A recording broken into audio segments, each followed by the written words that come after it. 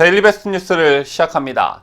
지난 주말 이른바 박근혜 대통령의 옥중 메시지가 유영하 변호사를 통해 전달되면서 정치권은 물론 내국 시민들, 더 나아가 우파 진영 전체가 술렁이는 분위기가 역력했습니다. 이런 분위기는 박근혜 대통령의 영향력이 아직도 건재하다는 것을 여실히 보여주었다라고 할 수 있는데요. 특히 대통령의 탄핵 이후 박 대통령을 출당까지 시키면서까지 거리를 두려워했던 한국당도 전당대회를 앞두고 이른바 박근혜 표심을 얻기 위한 주요 후보들의 언행이 계속해서 이어지고 있습니다. 현재 대통령의 유일한 소통 창구라 할 수 있는 유영하 변호사의 TV조선 인터뷰와 관련한 반응들이 여러 갈래로 나뉘고 있는 모양새입니다. 자, 우선 갈리고 있는 반응들을 먼저 정리를 하고 이야기를 이어나가는 게 좋을 듯 합니다.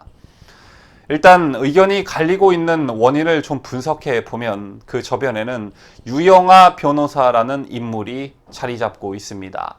유영하 변호사를 신뢰하느냐 그렇지 않느냐에 따라 반응들이 엇갈리고 있고, 그 다음으로는 자유한국당 전당대회에 나온 특정 후보를 지지하냐 그렇지 않느냐에 따라 반응이 또 엇갈리고 있는 모습입니다. 제가 지금 말한 특정 후보란 황교안 전 총리와 홍준표 전 대표를 말하고 있는 것입니다.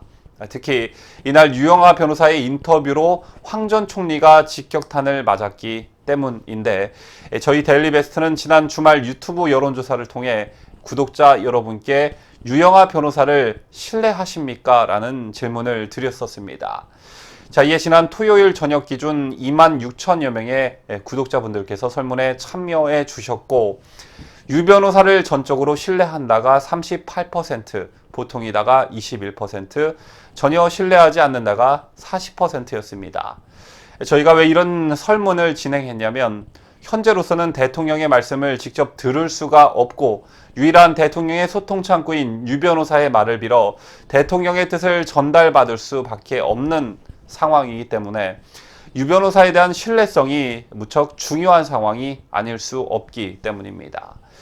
특히 이날 인터뷰를 보신 분들은 아시겠지만 이런 대목이 있었습니다.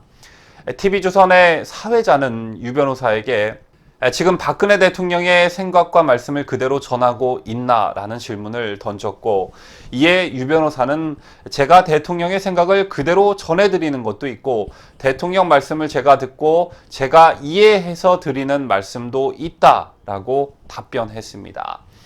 다시 말해 대통령의 말씀을 듣고 이를 시중에 알리는 과정에서 대통령의 뜻이 와전될 수도 있다는 사실에 유의할 필요가 있습니다. 쉽게 예를 하나 들어보지요. 내가 상대방에게 나 지금 배고파라는 말을 들었는데 그 말을 참을 수 없을 만큼 배가 고프다라고 해석할 수도 있고, 배가 고프긴 한데 참을 수 있다, 아니면 조금 허기진 것뿐이다 등등 여러 가지 해석이 가능합니다. 제가 왜 이런 비유까지 들었냐면, 과연 이날 유영하 변호사의 발언이 곧 100% 대통령의 뜻이냐라는 점에 대해서 좀 생각해 볼 필요가 있기 때문입니다. 특히 이날 논란이 되고 있는 것 중 대부분이 황 전 총리와 관련된 인터뷰 내용인데, 이날 유영하 변호사는 대통령께서 직접 이렇게 말씀하셨다가 아니라 개인적 생각임을 전제로 발언을 했습니다. 이 말은 제 주관적 생각이나 의견이 아닌 팩트입니다. 자, 이날 유영하 변호사의 발언을 정확한 워딩으로 보시겠습니다. 사회자가 황교안 총리 당시에 의자나 책상을 넣어달라 그랬는데 이것을 거절했다, 이런 이야기가 좀 돌았다, 그 이야기가 맞냐라고 물었습니다. 이에 유영하 변호사는 대통령께서 영장이 발부되고 수감되신 게 2017년 3월 31일 날 새벽 4시 조금 넘은 시각으로 알고 있다. 그리고 그날 오후 2시에 제가 접견을 들어갔고, 그때 교도소 측 관계자 측에게 대통령께서 허리가 안 좋으시니 책상과 의자를 넣어줬으면 좋겠다, 몇 번에 걸쳐 제가 말씀을 드렸고, 말씀을 드릴 때 그 전에 전례가 있다, 예전에 전두환 노태우 대통령도 수감되어 계실 때도 책상과 의자가 들어간 것으로 알고 있으니까 전직 대통령에 대한 똑같은 예우를 해달라, 인도적 차원에서 부탁을 드렸고 교도소 관계자에게 얘기를 했다. 그런데 계속 반입이 안 됐고 제가 확인해 본 결과 2017년 7월 21일 들어간 것으로 알고 있고, 교도소 측에서 당시 황교안 대통령 대행에게 보고를 했는지 또 보고를 받으셨는지 그건 제가 확인을 할 수 없는 부분이다 라고 말했습니다. 그러자 사회자는 황교안 총리는 최대한 도울 수 있는 것은 도와라 라고 말씀을 하셨다라고 하자, 유영하 변호사는 그건 제가 들어보지 못했습니다 라고 답변을 했습니다. 지금 텍스트로 보여드린 이 발언 내용이 정확한 이날의 워딩입니다. 물론 없는 내용을 유영하 변호사가 지어냈다라고는 생각하지 않습니다만, 그런데 이 발언 어디에도 대통령께서 직접 하신 말씀은 없습니다. 예를 들면 책상과 의자를 넣어주지 않아 황교안 당시 권한대행에게 서운했다라던가, 또 반대로 당시 분위기나 상황 때문에 황 권한대행이 어쩔 수 없었을 것이다, 이해한다 등등의 그 어떤 대통령의 코멘트도 없었습니다. 그런데 대통령의 지지자분들은 직감적으로 이렇게 생각을 하게 만드는 발언이었습니다. 당시 대통령 권한 대행이었으면서 책상이나 의자 하나 못 넣어주나 이렇게 의리가 없는 사람이었는가, 이렇게 말입니다. 그런데 이 발언은 매우 신중하지 못한 발언이었다라고 생각을 합니다. 듣기에 따라, 해석하기에 따라 대통령을 책상과 의자 하나 때문에 사람을 평가하고 책상과 의자 하나 때문에 화가 나고 서운해하는 그런 인물로 형상화될 개연성이 있는 발언이기 때문입니다. 자, 이런 유영하 변호사의 발언이 지금 옥중에서 무건으로서 진실투쟁을 하고 계시는 대통령께 무슨 도움이 되는 말인지 구독자 여러분께서 곰곰이 생각해 보시기를 바랍니다. 다음은 논란이 되고 있는 대통령의 수인 번호를 황 전 총리가 몰랐다라는 논란을 짚어보도록 하겠습니다. 이날 사회자는 대통령께서 전당대회에 대해서 말씀하신 것이 있나라고 물었습니다. 이에 유영하 변호사는 지난 2017년 3월 홍준표 대표가 대통령을 출당시켰다. 그리고 대통령께서는 자유한국당과 아무런 관련이 없으십니다. 전당대회와 관련해 전혀 언급을 하신 적이 없다라고 말을 했습니다. 그러자 사회자는 황교안 전 총리에 대해서 언급한 게 있나라고 구체적인 답변을 요구합니다. 이에 유영하 변호사는 친박이라는 말씀을 하셨는데, 친박이란 용어가 박근혜 대통령을 존경하고 정치적 의견을 같이 하는 세력인데, 그렇게 용어 정리를 하면 황교안 총리가 친박이냐 하는 것은 국민들께서 판단하실 수 있다고 보고, 대통령께서 원래 남의 말씀을 안 하시는 분이라서 전당대회 주자들에 대한 코멘트는 하지 않으셨다. 그러면서 황교안 전 총리가 출마 선언과 그 이후 여러 가지 말씀을 하셨는데, 그 행간을 잘 짚어보면 그냥 국민들께서 알 수 있지 않겠나라는 개인적인 생각을 한다라고 했습니다. 자, 여기까지는 굉장히 무난한 답변이었습니다. 그런데 논란이 된 발언은 다음에 이어집니다. 사회자는 그동안 황 전 총리가 박 대통령에 대해서 선을 그은 게 맞다. 말하자면 수인번호도 모른다. 수인번호까지 어떻게 아느냐, 그렇게 말씀하셨고, 또 존경하는 대통령이 누구냐 그랬을 때 모든 대통령이다, 이런 식의 말씀을 하셨는데, 그런 부분들로 유추하면 되는 건가 라고 되물었습니다. 예, 유영하 변호사는 대통령의 수임번호는 이미 인터넷에 다 떠돈다. 근데 자기를 법무부 장관으로 발탁하고 총리에 발탁하신 분인데, 그분이 어떻게든 어떤 이유로 수감 생활을 하고 계신다. 근데 그 수임번호를 모른다? 몰랐다? 저는 거기에 모든 게 다 함축되어 있다라고 본다고 말했습니다.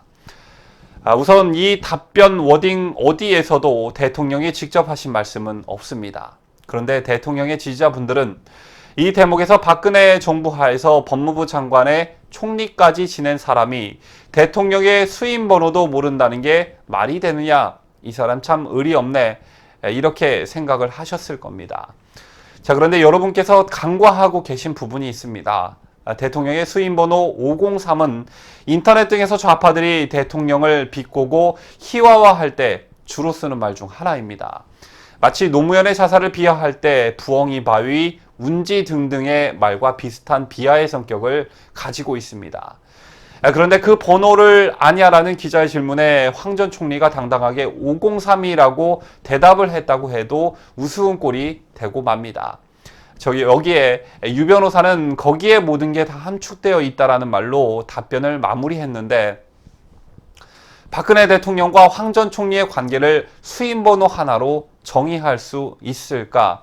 여러분께서 곰곰이 생각해 보시기를 바랍니다. 그리고 이 답변에서도 대통령의 직접적 발언은 어디에도 없었습니다. 마지막으로 황 전 총리가 대통령 접견을 갔는데 대통령께서 몇 번을 거절하셨다는 내용을 살펴보도록 하겠습니다. 문제의 수임번호 관련 발언이 이어진 뒤에 사회자는 황 전 총리가 박 전 대통령의 접견 신청을 3번 했는데 박 대통령이 거절했다고 한다라고 질문을 하자 유영하 변호사는 접견 신청을 했는지는 몰랐다. 그런데 제가 언젠가 접견 갔을 때 대통령께서 황 전 총리가 만나고 싶다는 뜻을 교도소 측으로 전해왔다. 그래서 대통령께서 거절을 하셨다라고 말씀하셨고, 그 외에도 몇 번 더 있다. 횟수가 3번인지 제가 정확히 모르겠고 당시 거절하신 이유에 대해서 저한테 말씀을 하셨다. 그건 제가 이 자리에서 밝히지는 않겠다라고 대답했습니다. 이 부분에서는 대통령께서 직접 언급하신 말씀이 나옵니다. 그런데 정작 대통령께서 접견을 거절하신 이유에 대해서는 밝히지 않았지요. 이 이야기를 듣고 대통령의 지지자들께서는 대통령께서 황 전 총리에게 서운한 마음을 가지고 있기 때문에 접견을 거절하셨을 것이다 라고 생각을 하실 겁니다.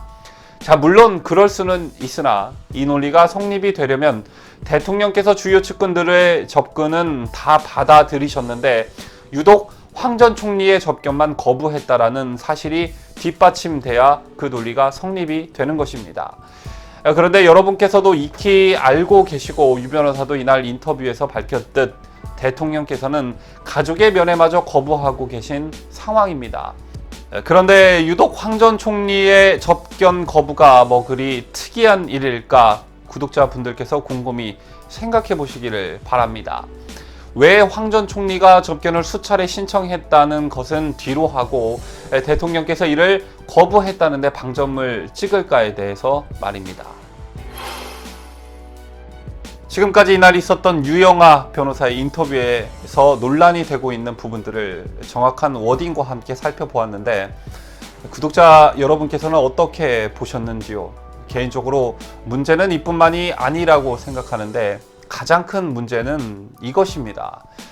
유영하 변호사는 대통령의 법률적 변호인이지 정치적 대변인이 아닙니다. 이 부분에 대해서도 멀지 않은 시기에 진실이 밝혀질 거라 생각하는데 만약 대통령과 유일하게 소통할 수 있다는 점을 이용해 이를 본인의 정치적 발판으로 삼으려 했다라면 더 큰 파장을 초래할 수 있다라는 점에서 유 변호사가 변호인의 역할에만 좀 충실했으면 하는 생각을 좀 가져봅니다. 여기까지 영상을 보시고 왜 데일리베스트가 황교안 편을 드는 논조의 방송을 할까?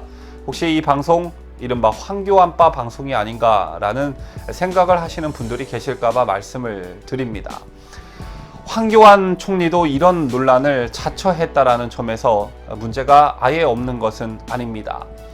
유 변호사의 말처럼 자유한국당 입당 후 특히 탄핵과 대통령과의 관계와 관련한 질문을 받을 때면 애매한 스탠스를 취한 부분이 분명 있는 것은 사실입니다. 자, 이를 당권과 대권을 잡기 위한 하나의 정치적 묘책이라 한다면 일정 부분 이해되는 측면은 있지만 대통령께서 직접 나서 비판한 바 있는 유승민을 대다수의 우파 진영 국민들이 배신자로 낙인 찍힌 유승민과도 통합이 가능하다고 말한 부분은 비판받아야 마땅할 것입니다. 차라리 이 부분과 관련해서는 정확한 선을 긋고 있는 김진태 의원의 입장이 우파 민심을 대변해주고 있다라고 생각을 하는데 이렇듯 정치의 첫발을 디딘 정치인 황교안의 족적은 지금 이 시간에도 하나하나 쌓이고 기록되고 있습니다. 그 첫 시험 무대는 며칠 남지 않은 당대표 선거의 결과로 나타날 텐데 황교안의 행보를 유심히 지켜보고 있는 우파 시민들이 많다라는 점을 망각하지 말기를 바라는 마음뿐입니다. 집토끼들 마음 못 잡으면 아무리 산토끼 잡으러 돌아다닌다고 애쓴다고 해도 힘만 빠질 뿐입니다. 뉴스를 마치면서 저희 데일리 베스트는 특정인 또는 특정 정치인을 위한 방송을 지향합니다. 물론 저도 사람인데 지지하는 정치 세력이 있고 정치인이 당연히 있습니다. 그런데 정치는 생물이고 그 정치라는 거대한 생태계 속에 시시각각 변화하는 정치인들이 살아서 움직이고 있습니다. 그런데 저희 방송이 특정 정치인을 일방적으로 띄우고 옹호하는 방송을 하다가 그 정치인이 우파 진영을 배신하고 또 변절한다면 저희 방송에 대한 신뢰는 그야말로 바닥에 떨어지게 될 것입니다. 그런 이유로 저희 데일리 베스트는 우파의 이념과 가치에만 충실하고 좌파에 대한 비판을 지속적으로 이어가는 것을 방송 컨셉으로 잡고 있습니다. 이런 기준에서 우리가 추구하는 가치를 대변하는 정치인 또는 정치 세력이 있다면 그 정보들을 여러분께 소상히 알려드리면서 여러분의 판단을 돕고 또 그에 반하는 정치인이나 정치 세력이 있다면 가감없는 비판을 가하는 그런 방송이 되고 싶습니다. 여기에 또 한 가지 저희 데일리 베스트는 구독자님들을 가르쳐 드리려고 하지 않고 있습니다. 유튜브 방송을 보다 보면 마치 자기의 주관적 주장들을 구독자에게 가르치려 드는 방송들을 쉽게 찾아볼 수 있는데 저희는 이를 지양하고 있습니다. 구독자분들께 사실과 진실에 입각한 정보를 제공해 드리고 그로 인해 여러분들이 올바른 판단을 하실 수 있도록 도와드리는 역할, 그리고 여기에 더해 보다 나은 결과를 도출해내기 위한 여론 형성의 장을 마련하는 역할이 저희의 바람직한 기능과 역할이라고 생각합니다. 그래서 운영자 또는 출연자들이 주인공이 되는 방송이 아니라 구독자님들이 주인이 되는 그런 채널을 만들어가고 싶습니다. 그런 의미에서 여러분들이 주시는 댓글 메시지도 꼼꼼히 읽고 있고 여러분들의 의견을 수렴하기 위한 방편으로 첨예한 논쟁거리가 있을 때마다 여론조사를 실시하고 있으니 이에 적극적인 참여를 부탁드리겠습니다. 모처럼 만에 기회가 오긴 왔습니다. 특히 지난해 말부터 문재인 정권의 실정이 수면 위로 하나둘씩 떠오르고 거기에 경제 실정까지 겹치게 되면서 지지율은 예전 같지 않고 김태우, 신재민, 거기에 안희정, 손혜원, 최근에는 문재인의 딸 문다혜와 김경수의 문제로까지 이어지면서 분위기 역전의 발판을 마련한 상태에서 전당대회를 맞게 되었는데 이 기회를 또 못 살린다면 이번 달 말 미북 정상회담을 계기로 시작될 문재인 김정은판 신북풍으로 또 한 해를 질질 끌려다닐 개연성이 매우 높습니다.